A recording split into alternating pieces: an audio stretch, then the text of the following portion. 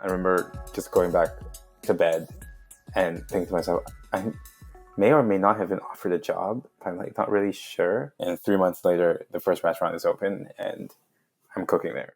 The New School. This is The New School with your host, Christine Hong. Welcome to a new kind of school, where we talk about career paths you don't normally get to hear about in the classroom. Every episode, I talk to someone with an interesting life path and learn about how they got to where they are today. Hey guys, happy Monday! I'm your host, Christine Hong. We got such a dope guest for you today. Last year, he was featured on Forbes 30 Under 30 and Eater Young Guns, which highlights the future leaders in the restaurant world. Today, we got Lucas Sin. He is the chef and the culinary director of Junzi Kitchen, a fast casual Chinese restaurant Vogue magazine has named the sweetgreen of Chinese food. Today, we're going to discuss how he started his interest in food, how he helped launch multiple restaurants, and what his day-to-day is like as a culinary director and chef. Before we start, just want to drop a note that this interview was recorded before the outbreak of COVID-19 in the US and does reflect pre-quarantine conditions. So when did an interest in food begin for you? Usually when I speak to journalists on podcasts or otherwise, what people want me to say is that my grandmother was a cook, which is true, and that the passion for food is in my blood, which is also true. But that is by no means the entire answer to the question. I don't really know where the interest in food came from. I'm from Hong Kong. People in Hong Kong like food. We like to think culturally and critically about food. My grandmother was a cook. That was her trade, but by no means was she excited or passionate about being a cook. In fact, one of the first things I remember her ever telling me was, don't be a cook. It's one of those things. I've been in the industry basically for 10 years, and it's gotten to the point where it's just what I know how to do. But I feel like there must be more to that. Well, I mean, to put it bluntly, I suppose, I think I've always thought that it's important to think deeply about food. Food is a really interesting and easy medium through which to tell cultural stories. It's a really good starting point because if you like a certain culture's food, you tend to like their people. It's a really great way to bring together a lot of sort of modes of thinking and approaches to learning. Yeah, I feel like Thai food is like kind of people's first foray into anything Thai. Yeah, exactly. And the more you're invested in that food, the more you're invested in the culture and the people and learning and trying to build a more global mindset and whatnot. That's in no small part why I make Chinese food. I'm really interested in trying to change mostly Americans' understanding of Chinese food because Chinese food seems to be this monolithic thing in the US. It's like over the last 170 or whatever years that Chinese food has been developing in the US, we've come to understand Chinese food as one thing. But really, my understanding of Chinese food is that it's a lot more diverse. It's very colorful.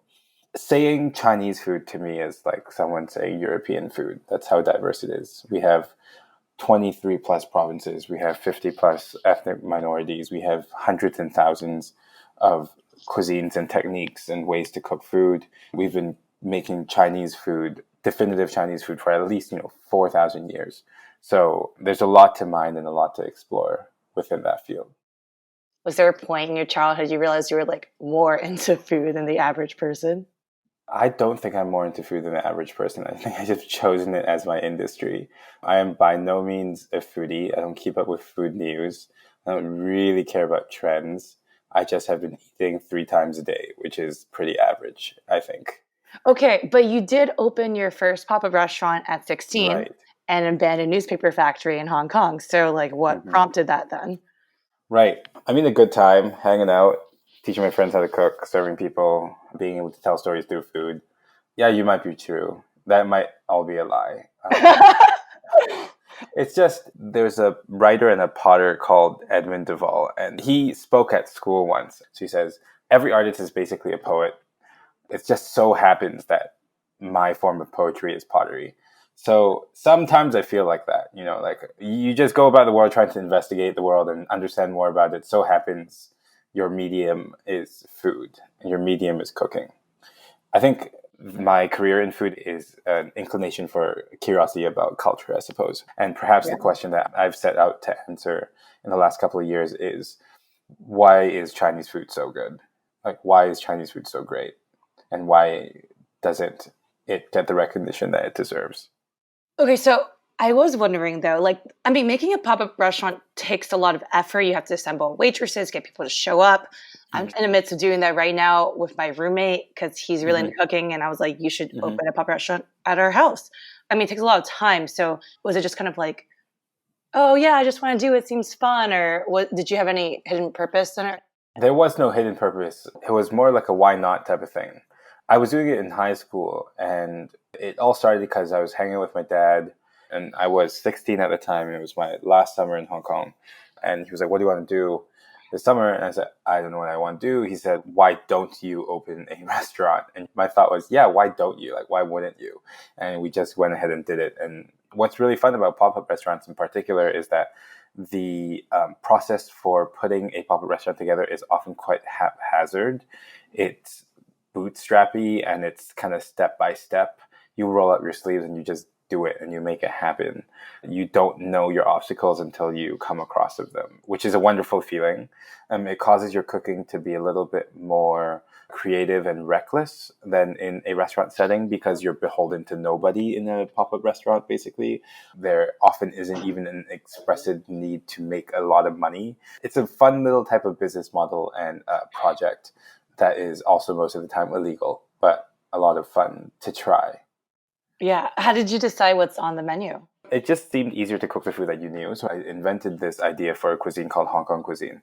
Hong Kong cuisine, not Cantonese cuisine, but Hong Kong cuisine as in Hong Kong food that's an amalgamation of all the influences that Hong Kong had absorbed over the years, whether through British colonization or the Japanese occupation or an affinity for Korea or, American influence or capitalism or whatever. And so the cuisine in Hong Kong was a weird mix that was very homey and felt real and authentic to me. So that's how we started, was cooking this Hong Kong style cuisine. A really good example is, for whatever reason, a lot of families would eat pan-fried codfish with teriyaki sauce. And the codfish usually would be bought from a Western supermarket, and it would be frozen, and it would often be imported from somewhere in Europe. The teriyaki sauce would be a Japanese brand from Japan in a bottle ready to go. And the way they butchered this fish, they cut the fish into steaks, but what's the word? Dorsolaterally, straight through the spine. And it's a very odd way of cutting fish that is popular in Europe, with the Japanese sauce pan-fried in peanut oil, which is a sort of Cantonese oil, in the Hong Kong home. And that's the type of thing that was kind of interesting and odd. But that's the type of food we used to serve at the first pop-up, called Bozai, Bozai, back from when I was in Hong Kong when I was 16. Okay, question for you. I only know how to follow a recipe online and like step by step exactly. So I've never really made my own recipe. What was kind of the first original recipe you really felt like was your own? There is no such thing as originality. There's no such thing as authenticity. There's no such thing as making things up. But every time you cook, let's say you follow a Bon Appetit recipe for, mac and cheese. And, you taste the mac and cheese when it's on the plate and you're like, oh, this isn't salty enough, and you add more salt. That's like an original recipe. So that's the first step. You believe that you have more control over the situation than a recipe gives you, and you innovate by adjusting things here and there. And all recipes and all cooks learn by learning basic ideas or concepts for recipes, like steps, and then you innovate upon them. You substitute ingredients for other ingredients, you substitute techniques for other techniques, you change the measurement of specific ingredients, for example, and you end up making a dish that is different enough that you might be able to claim as original. Do you have something you remember making that you're like really proud of? My first signature dish back when I was 16 was clay pot rice. And bozai in Cantonese, it refers to a small clay pot. But it's also bozai as in bozai fan. And bozai fan is clay pot rice. And it's this sort of like Hong Kong, Southern Chinese, Cantonese style way of cooking rice in a clay pot. Clay pots are wonderful because they're semi-perforated, which means that as you're pushing heat into a clay pot, that heat and that steam gets trapped inside the pot with hot air pushing air through clay. So you have this sort of like lovely, toasty, earthy aroma to the rice without having to add any ingredients into it other than rice. It's a pretty technical dish, but it's also known as a kind of peasant or rather low-class dish because on top of the rice you would put chicken or sausages or whatnot that would release their oils and flavor the rice. So it's kind of like a one-stop shop for your meal. And so that was my first signature dish. And we originally had been doing it with pork belly, which isn't super common in Hong Kong. But the pork belly came from me traveling in Shanghai for a little bit before we opened that pop-up and falling in love with Shanghainese-style braised pork belly. So, there's a little bit of fusion there, but that was our original dish. And then sometimes we would make it with taro when it was the winter, just because it was a little bit more starchy and warming. It was pretty good. For others who may want to try making their first pop-up restaurant, I was wondering if you kind of had a guide. Well, I mentor a lot of up-and-coming sort of cooks and families and people in general who are excited about opening their first pop-ups. And obviously, the most important thing is to just go for it. It's a little chaotic and it's a haphazard process, but you won't really learn from it unless you go through the motions and you actually do it. That's usually my first piece of advice. I work with the City Seed in New Haven for a program called the Food Business Accelerator, often, which is New Haven locals who are hoping to build their own food businesses and just, hey, my mom makes delicious food. My partner makes amazing sausages. We want to figure out how we can do this in a pop-up style place. People love events. People love experiences. People love things that are odd and special. So pop-ups are really great sort of like experiential activations for cuisine. For example, can you imagine doing a Filipino pop-up in New Haven where most people have not had Filipino food before and be, oh, cool, this is so cool. This is a great way to learn about the cuisine. So first piece of advice, go for it. If you want to get a little bit more technical and you had aspirations to move your pop-up into something that's a little bit more sustainable business-wise, I would strongly encourage people to start learning how to write up business models. So in my line of work, it's a little romanticized. It seems as if chefs spend most of the time in hot kitchens yelling at each other and like putting food out really quickly, and they have tattoos and everyone's like really sexy. But really, most of what chefs do is kind of boring and difficult and annoying. We don't often get to do what we want to do all the time. A lot of administrative work, a lot of writing up your business models, looking at your P&Ls, inventory management, hiring and firing, HR. It's a lot of business stuff. And restaurants tend to be smaller companies than, let's say, a retail operation. So the chef or the head of the kitchen who comes up with a lot of the creative ideas for food ends up doing a lot of these administrative things. So I think people who started in pop-ups who want to build a sustainable business out of it should definitely learn how to do some of those things and learn how to write basic business models and do basic accounting. Okay, but if they wanted to do maybe a one-time event or a short while, Yeah. you need a location? I officially on the record should say, yes, you need a permit for it. The key here is that once you start charging people for money, you're providing them a service. And if you're opening it up to the public, it becomes a health hazard if you don't keep your food super code. Now, I will also caveat this with the fact that in Hong Kong was one of the earliest cities in the world to adopt a lot of private kitchens because rent is high. Cooks want to cook creatively, but they can't afford to do it in Hong Kong because the real estate is so expensive. They end up doing them in apartments. And so private kitchens and pop-ups are very popular in Hong Kong. And most of them are not fully licensed by the health department. But it started a really important food movement in Hong Kong. So I would say, if you're just serving your friends, don't worry too much about it. If you're trying to build a business out of pop-ups, you should absolutely be figuring out how to get yourself fully licensed and legal and ready to go. Okay. So for the one you made when you were 16, did you just find a location, create the menu, invite friends of friends? More or less, yeah. That's basically how it worked. You taught the people on your team basic skills. We did a tasting menu back then, so the service was a little bit more controlled. So people weren't ordering off a menu, as they ate whatever we gave them. And then we also, took reservations and all of that in advance. Anything, I don't know, I wouldn't normally think of that was really hard or anything? I mean, we're glossing over a lot of proverbial culinary school education here, right? Most of good cooking is just putting food out at the right time, at the right temperature, with the right amount of salt, sugar, fat, and acid. Almost everything can be fixed with salt, sugar, some type of oil, and some type of vinegar or lemon juice or whatnot. So make sure you have your basics down and don't forget those couple of things. Okay, so you opened your pop-up restaurant in high school for fun, and then you went to college at Yale and majored in cognitive science. Did you think you were going to continue making pop-up restaurants in college? I absolutely didn't. I went to Yale under the illusion that I was going to be a philosophy major because my best friend's name in high school was Plato. And then soon after, I met somebody by the name of KTO who was a year below me, and she convinced me to open pop-ups at Yale too. So sort of despite my Yale education, I spent all my weekends cooking in these pop-ups out of my dorm, out of the basement. I was on speed dial for a lot of New Haven restaurants, and I would like help out chefs when I wasn't in class. And I spent all of my winters and my summers cooking in Japan, either at fine dining restaurants or with grandmothers. And that's how I built up sort of my early understanding of food. Did you enjoy it? Yeah, of course. Absolutely. That's why I'm doing what I do now. Yeah. Like, why did you decide to go intern at restaurants instead of a philosophy internship or something? Well, it just seemed like the right thing to do because I was already doing it with so much of my time. I suppose it was a genuine interest. I was very much attracted to kitchen culture in the beginning.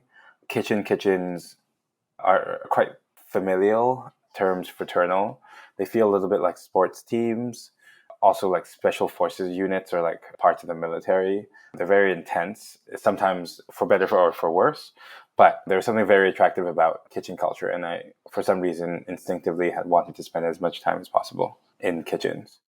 Yeah, how did you find these first internships at restaurants? The way they work in the culinary world is that they're called stages, and stages are basically unpaid internships. And the way you get a stage is you turn up either between lunch or dinner service or first thing in the morning, and you wait outside the door and you try to get a conversation with the chef, and you say, hey, I love your food, I'm going to wash your dishes and wash your floors, or I want to cook for you for free, I want to learn how it is, I want to get a job here, whatever it is. And then you work there for a little while, during which you size up the restaurant and the restaurant sizes you up. So it's sort of a cross-evaluation where you try to figure out whether this is the place for you, and more importantly, the restaurant sort of decides whether you're fit for the kitchen. And that's kind of the tradition and how most people eventually get jobs there. You just have to be able to hang, basically, and you have to fit in well. Did you even bother contacting the restaurant beforehand, or you just showed up? Some of them. In Japan, I didn't because, I was traveling through Japan with my knives in my backpack, and I just would stop in places and say, I really, really like your food. What can I do for you? But in, places like Hong Kong, I might try to get into restaurants that I really respected by just turning up, or, if I knew somebody in a restaurant in a place like Seattle, I'd say, hey, do you think you could put me into touch with your chef? I'm interested in spending a little bit of time here. Why were you hopping around so much instead of sticking with one restaurant for the summer? You want to see as much as you can. And given that I would only really be able to spend a whole summer at each location, at each restaurant, 3 months is not a long time at all. So why not cut it shorter and just bounce around and go to as many places as possible? What kind of stuff do you learn? How to behave in the kitchen, how to make food, recipes, how to knife technique, that sort of thing. Was there any particular type of restaurants you wanted to work for that you really had a good time in? Japanese restaurants are really fun. The culture is really crazy. It's super, super intense. I worked at a restaurant called Kikunoi Honten in Kyoto. That's 3-star Michelin. And that place, you would live in the restaurant that you cooked at. So all of the guys lived together in bunk beds. We all showered together. And we worked basically 7 a.m. until 1 a.m., 6 days a week. And it was amazingly intense. It was maybe the hardest I've ever worked. But the camaraderie was amazing because you're living and breathing together. And everybody starts off as a first year as a junior, which means that there's no meritocracy. It's all how long you've been in the restaurant and how hard you've worked. So when did you know you wanted to work in food full time? You keep saying you just kind of stumbled into it. I mean, yeah, I thought I was going to be a Japanese chef for a long time. I met my other co-founders at Junzi in New Haven. They were doing their PhDs and master's degrees and whatnot at Yale. And then they came up to me and said, hey, we're going to build this Chinese concept. Do you want in? And in the beginning, it was just a Chinese fast casual. And then after I joined the team, it evolved into something a little bit more ambitious and a little bit bigger, with a more sort of broad goal of trying to change people's understanding of Chinese cooking. So they convinced me that we had something good going, and then it would be exciting to work on it together. So that's how we started working together. Is that when you were like, I guess this is my full-time job now after school? Yeah, I know.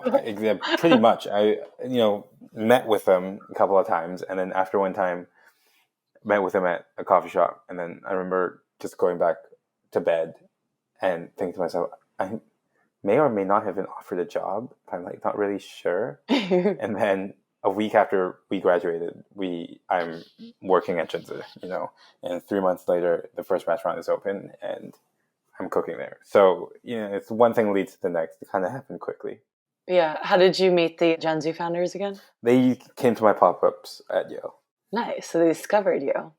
More or less. I think they had this silly idea of trying to open a restaurant without a chef. And then they were like, wait a minute, we're opening a restaurant. I guess we need a chef. There's a 21-year-old doing whatever he's doing across the street in his dorm. Let's talk to him. Okay, let's work together. And that's how that happened. Nice.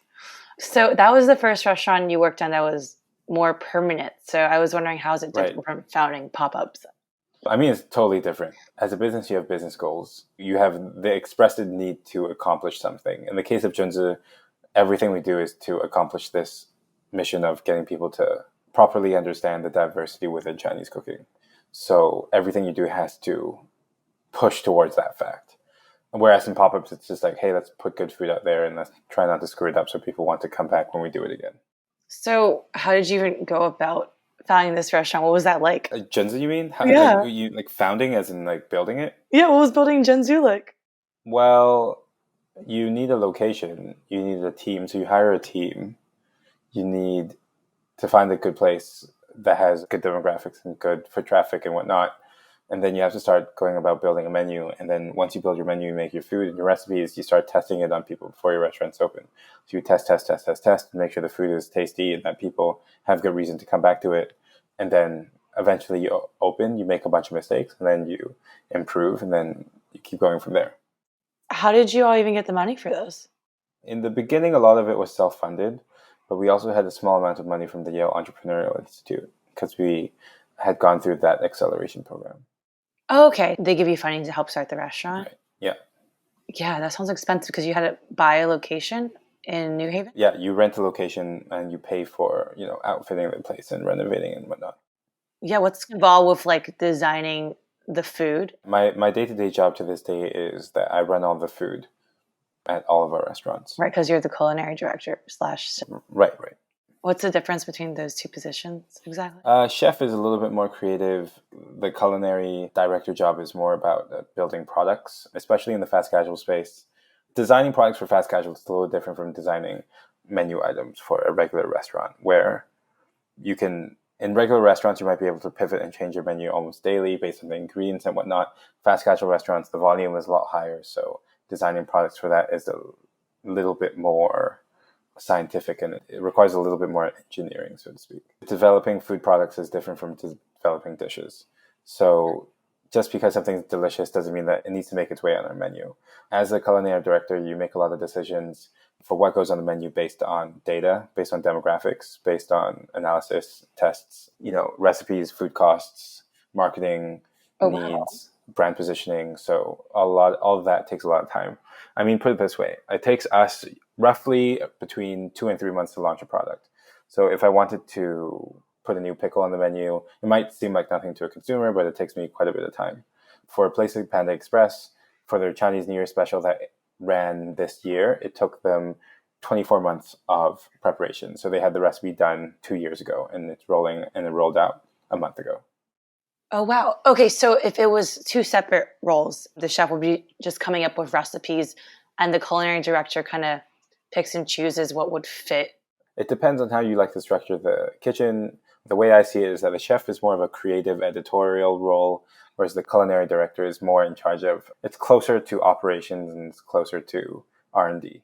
I read there's so much research and experience involved in designing Junzi and the food, so I was wondering what that was like. Like, what kind of research do you do? I mean, you're running tests to, well, probably easier to give you an example. Let's say we might assume that given the current climate, that every fast casual restaurant that serves people on an everyday basis should cater to all people with dietary restrictions, let's say. And let's say qualitatively, we believe that there are a lot of gluten-free people. And a lot of people eat gluten-free these days, and that it's a trend. So in order to verify that, you need quantifiable data, and then you need to demonstrate that there is, first of all, a need for a gluten-free product. So that's sort of quantitative research. On the other hand, you might dive into Chinese cuisine and ask yourself what type of Chinese cooking would fit this gluten-free need. And then you come up with ideas, you talk to chefs, you look through recipe books, whatever it is, you find something that's applicable.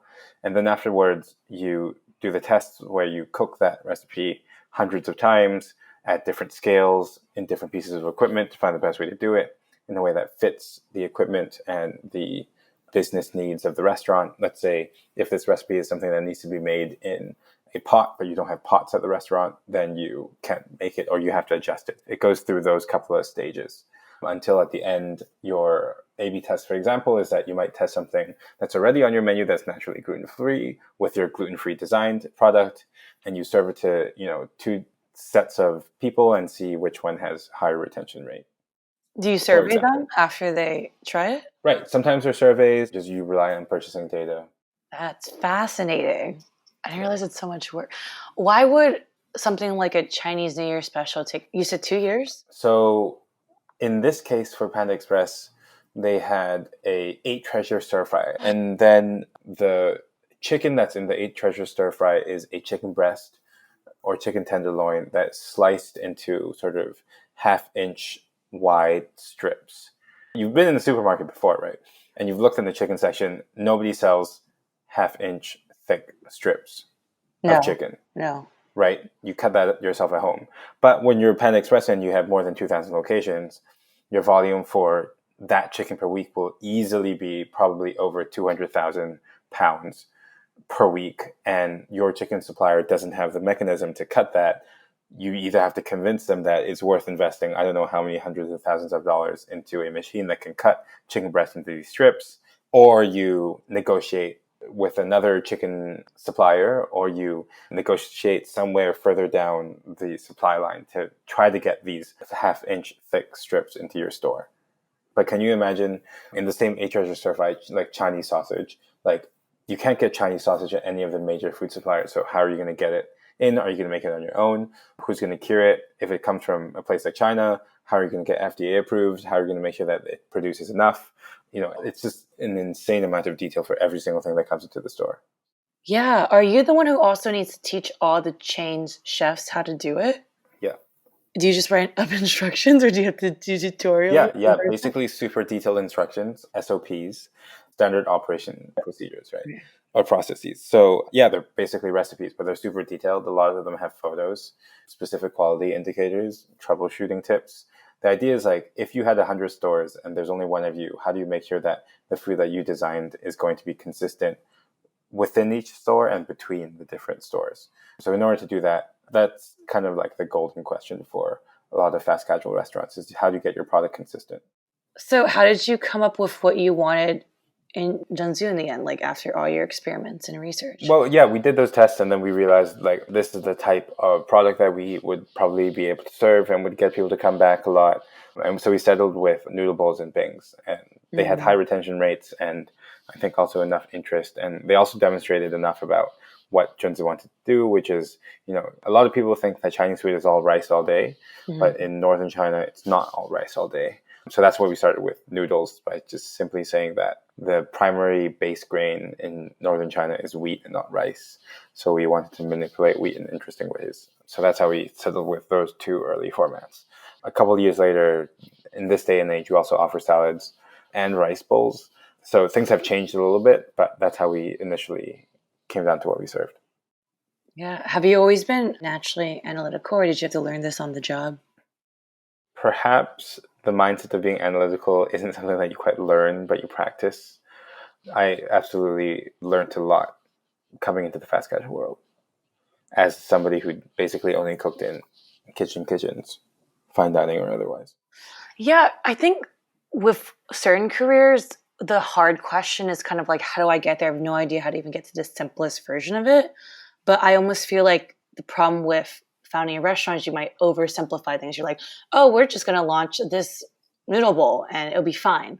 Mm-hmm. How did you even know to think to look out for these things, or like think to run the tests, experiments, and what to survey for and what to look out for? Well, it's important to surround yourself with smart and experienced mentors who guide you along the way, and also to recruit people in your team who've done it before. But I'm none of really you have lucky founded a restaurant before, right? Any of the founders? when we opened, yeah. But at this point, our director of operations, for example, Fernando, he's a wonderful guy who's managed 50 Paneras before. My new Sue, who I just hired, used to be the R&D chef at Dig In. You learn from other people who've done it before. Also, it's important, as I said, to stage and, get as much work experience as you can, to have worked in restaurants before you open your first one. That's definitely not something that you should overlook because you learn so much on the job. Can you imagine opening an accounting firm but never having worked as an accountant before? It's a pretty silly thing. And a lot of people assume that food world is simple because I make food, therefore I can open restaurants. Exactly. There's two separate different things. I think making delicious food is really, really easy. Everyone's made delicious food once or twice at least. But making delicious food 1,000 times a day without looking at it is a lot harder.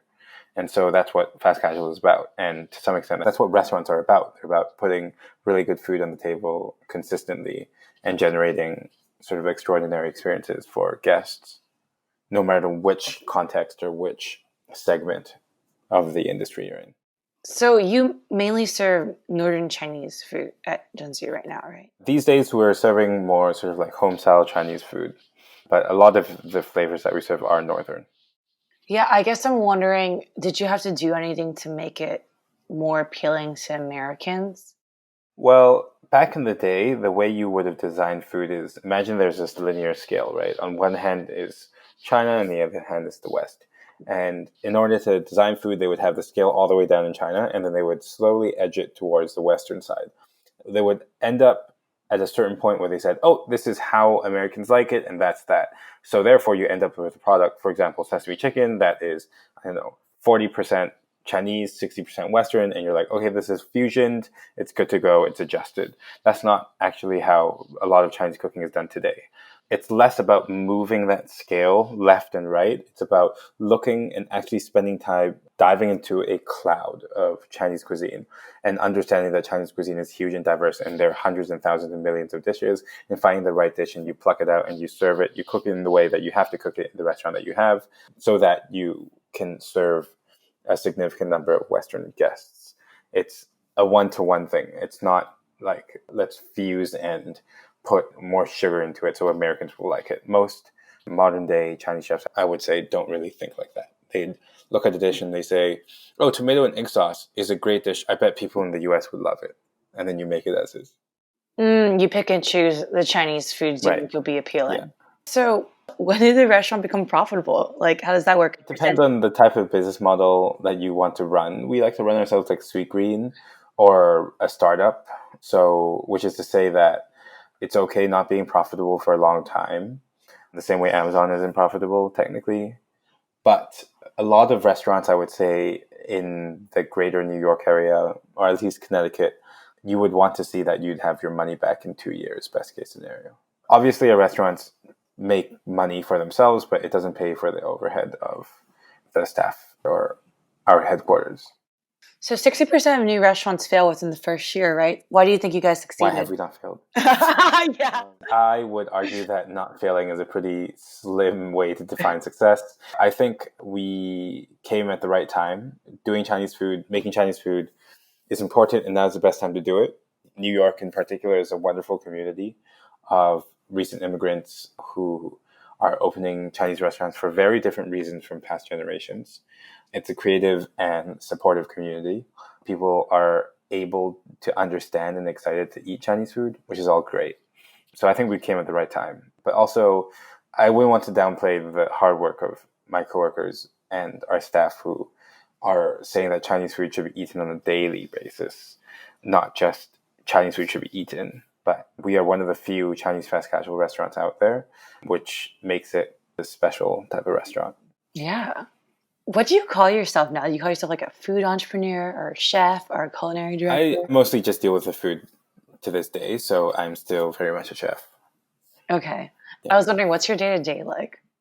I don't have any preset day-to-days. I don't even have an office, but I do have a test kitchen in one of my locations.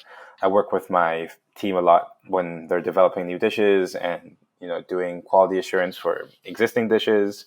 I work with the operations team a lot to see what their struggles are, to see if new products can address some of those struggles. I'm in a lot of like branding and marketing meetings because, for example, just as we're doing now, I'm often the face of the company. So every day is pretty different. The only time I really get to cook is for pop-ups and events. So for example, last night we did a intimate fancy dinner for 16 people and I cooked for that event. Yeah. How do you decide what to focus on for the week? It's whatever is on my calendar. It's whatever we need to work on as a company. Okay, so chasing fires, basically. Sort of, yeah. Just like, for example, what did you do the past couple of weeks? What were you focusing on? Recently, I've been really excited about this idea for Chinese American food. So I'm talking sweet and sour pork, sesame chicken, lo mein, dumplings, that sort of thing. I'm excited about it because we've been cooking it a lot at the restaurant. And recently we've been thinking about this sort of crisis in Chinese American restaurants. We do a lot of data analysis, for example. And we found that between 2016 and 2019, the number of Chinese restaurants in New York dropped by 16%, which is insane. And the reason for that is because the number of Chinese restaurants has always grown in the United States, basically since the 19th century. The Chinese immigrants who came here to open restaurants are successful in that they've made a living for themselves and their kids don't have to go back to the restaurants and they're doctors and lawyers now. So in a lot of ways, it's a success of the American dream. These immigrants did well. However, Chinese food is also the second most delivered food item in the US after pizza, and these restaurants are closing. So the legacy disappears. And I'm interested in figuring out how to preserve that legacy from a business perspective, from a culinary perspective, cultural perspective. So we've been trying to figure out how we can partake in opening Chinese American restaurants that, can keep that legacy going. Yeah, that's really cool. You just raised like $5 million funding for that, right? Yeah, we raised a little bit of money for the restaurant in general, and a lot of the recent investment goes towards this project. How many restaurants are you trying to help out right now?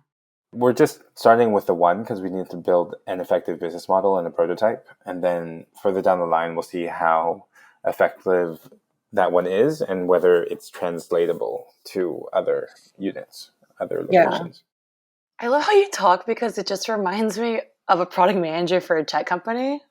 So you talk exactly like when we got a prototype, we got to experiment, design. This is nasty lingo that you end up using. Yeah, but you're right. It's interesting to think of food that way. And most people who watch Chef's Table on Netflix or whatever don't often think of chefs as people like that. But I think a lot of the food people that I look up to have developed an acute understanding that the restaurant world in particular is first and foremost a business. So melding business acumen and culinary creativity is the name of the game. Yeah. Is there any chef who has your dream career? I'm pretty excited about what I get to do day to day. So it really, in some ways, is a dream career for me already. But I look up to a lot of my friends, especially here in New York. I'm not super familiar with the restaurant world outside of New York and New Haven, but there are a lot of friends that I have in the industry that I wish I could work with more or do their job with them. One of them is a humble little cafe in New Haven called Atticus, which is owned by Chibasso. The owner, Charlie, and the head of communications, Reed used to work for Junzi. They're one of the most lovely companies out there. They believe so strongly in their mission. They're doing huge things for the world, for local grain economies, for the people that work for them. And I respect them so much, and I learn from them every time I work with them. They also used to be my number one collaborators when I was cooking in New Haven. There are a lot of Chinese entrepreneurs and chefs here in New York that I look up to. A lot of them I do pop-ups with regularly, and I get to cook with. Eric C at 886 is one of those people. The people behind Winson, Josh and Trig and Calvin are also great. The great thing is, I'm talking about all these people who are my heroes, but I know them well. And that's a wonderful thing about the food industry is that everyone's, especially in New York, everyone's just kind of friends. Obviously, it's competitive, but it's never malicious. It's never antisocial. Yeah, now you sound like a music artist, like collabs of other singers. Yeah, I mean, that's a cool thing, right? Like, it's what you're saying. That's like, this is the cog side bit. It's like, you can absolutely, as a food person, internalize all of this lingo or approaches to how to do your job well. So yeah, there are no limits. That's the best thing about the food industry. There are very few other industries that have that sort of like balance, or rather that requirement for understanding so many different things, from art and culture to branding to HR to ethics, whatever it is. What's kind of a good chef or culinary director to you? Are there certain traits you kind of look out for? Yeah, really great culinary directors have a very acute sense of how to accomplish a mission of a organization or a company and translate that on one hand for the staff and the people who work inside the company, and translate that for the guest. So a really great example is like Mark Rosati. He's the culinary director and chef of Shake Shack. He does an incredible job of understanding the needs of the guests that he's serving through things like his form of localization, changing up the menu a little bit, but also understanding that the way they run the restaurants at Shake Shack can really impact the supply chain by doing good through making burgers, by sourcing, buns that are locally made and beef that is ethically sourced. So really great culinary directors have that balance of understanding both what the demand side people need and how to positively affect the supply side of the economics. That's a good culinary director, you said? Yeah. What about a really good chef? Chefs absolutely should understand the same thing. Chefs know how to put out great food with their eyes closed with a team of 15 to 150,000 people. Their creativity is applicable and malleable. They know how to translate creativity into something that's, literally palatable. Yeah. You were talking about a very defined mission earlier. So what do you say is your mission? I've yet to figure out what the best term for it, but put it this way. So I think Chinese cuisine mostly worldwide, is misunderstood. And if we were to see food through the lens of Chinese cuisine, it would make all food better. Which is to say, even if you were an Italian chef, if you looked at Chinese cooking systems, you might understand that woks are actually great. They are geometrically perfect for tossing things like pasta. Why don't we make Italian pasta with Chinese woks? We've done that type of thinking for Japanese cuisine. We've done that type of thinking for French and Spanish and Italian cuisine, but we haven't done it for Chinese cuisine, despite its history, despite the number of people who make and consume it every day. So my mission is to hopefully get more people to think sort of deliberately about what Chinese food can and should be. Yeah, that's awesome. Okay, so your career hasn't really been like most traditional jobs of a hierarchy of promotions, like senior. Sure. Like, I was wondering, what's career progress for you? Or do you even think about it? What's great about working at a startup is that your career progress kind of is tied into the progress of your business and the progress of your organization. I'm excited about Junzi to keep growing. I'm also excited to be involved in more and more projects, different types of restaurants, different ways to serve different people. And I have no clear picture of what that even is going to look like 3 months down the road. So we'll have to see. Yeah. You're featured in a lot of articles now. How do they find you? I don't quite know, honestly. We have a PR team for the restaurant because it's important to get the word out, because Chinese food is often misunderstood. But yeah, I don't know. You also, in New York, a lot of the people who write those articles. Or they come and they hang out, they write an article, and suddenly you're like at happy hour with them. So it's kind of a small world. Is that kind of how you end up on Forbes starting at 30 and the Gunners? I'm not quite sure about that. Chloe Sorvino, who is the food editor for Forbes, who wrote the Forbes 30 under 30, somehow had known about me for a while. And one day she asked us to bring her some noodles. So it's like, okay, I'll bring her some noodles. There we are. Yeah. We also interviewed and we spoke for a long time. But yeah, she's great. Do you randomly get asked to be part of a lot of food ads now too?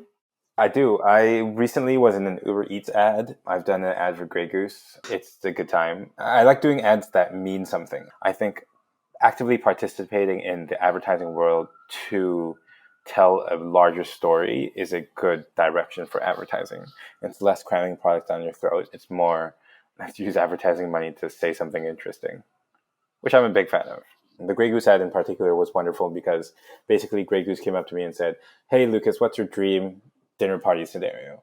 And I said, I would like to cook in the woods in the middle of nowhere over open fire with no electricity. And I would like to cook Chinese food, New England style, And I would like to forage and cook directly in the charcoals and light fish on fire and shit. And then they were like, okay, cool. We're going to bust you and your friends up to the middle of nowhere and you can do that. And as long as you allow us to maneuver around you with a couple of cameras, you can actually just throw a sick dinner party for free.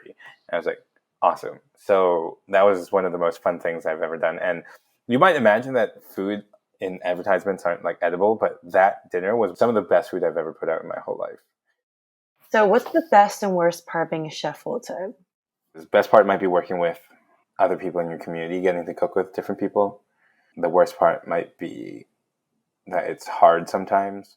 Was there anything you didn't expect when you went from like making food casually to doing it full time as a career? No, I mean, not really, because I didn't expect anything, you know? Yeah. Nothing you take for granted. Like anything can happen tomorrow. Shit will always hit the fan type of thing. Do you have any particular advice for others who enjoy food, who are considering making it a career like you?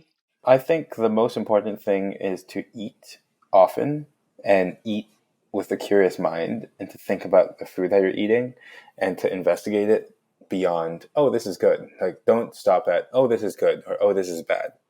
I mean, it's often the same piece of advice sommeliers give to people who are new to wine.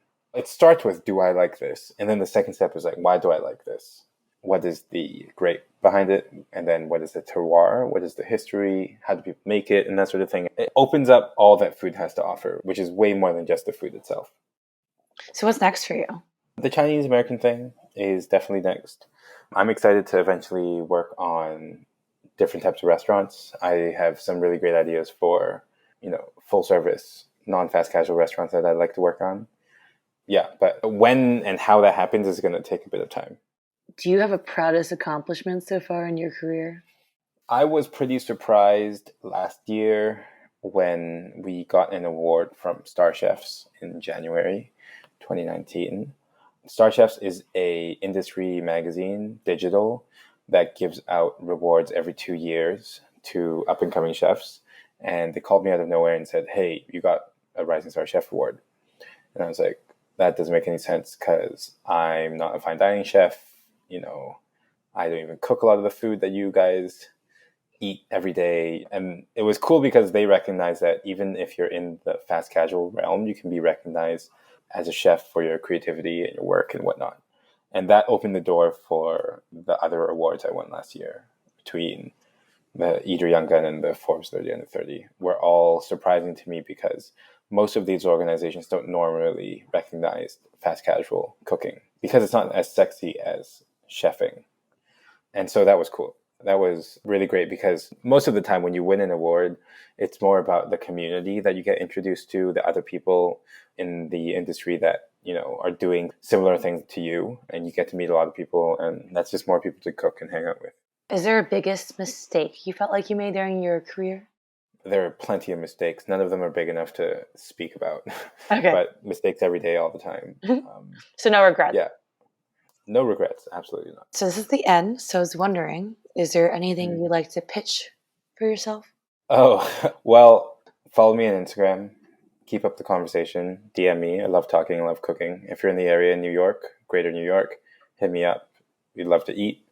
My handle is at lucas.sin, lucas.sin, and the restaurant is Junzi Kitchen, JUNZIKITCHEN, Junzi Kitchen. Hey guys, I hope you enjoyed our interview with Lucas Sin. It was so interesting to meet someone who kind of stumbled his way into a job like that. Really cool. He just kept working on what he was passionate about and then he was discovered. If you're curious about anything he mentioned, we have links to everything we talked about in our show notes. Stick around till the end to hear a sneak peek of next week's episode. You can find more information about Lucas Sin and Junzi Kitchen on our website, thenewschoolpodcast.com. To stay up to date on content, make sure to follow us on Instagram at The New School Podcast.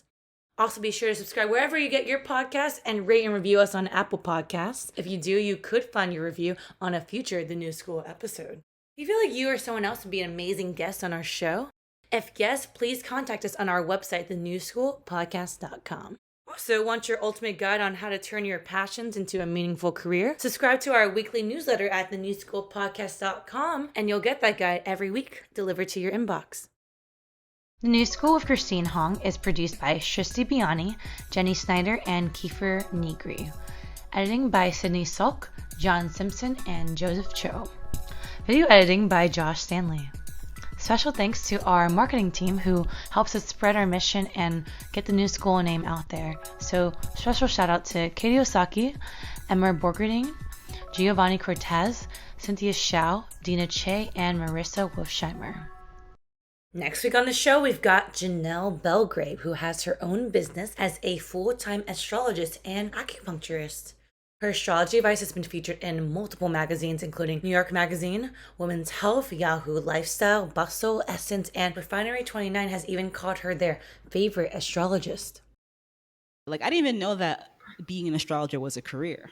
People even today, they don't believe in it, and that's fine. They want to disprove it, and that's fine. But I don't think many people have been successful because I don't think it's a science. I think of it as an art. If you know how to read symbols in such a way, you can interpret the art. That's all that it is. I think free will is a very big component in it. So you can't really say this is absolutely going to happen because there's so many moving parts involved. Come back next Monday to find out how Janelle learned the art of astrology, how she built her astrology business, and what her day-to-day is like. All right, guys, have a great day.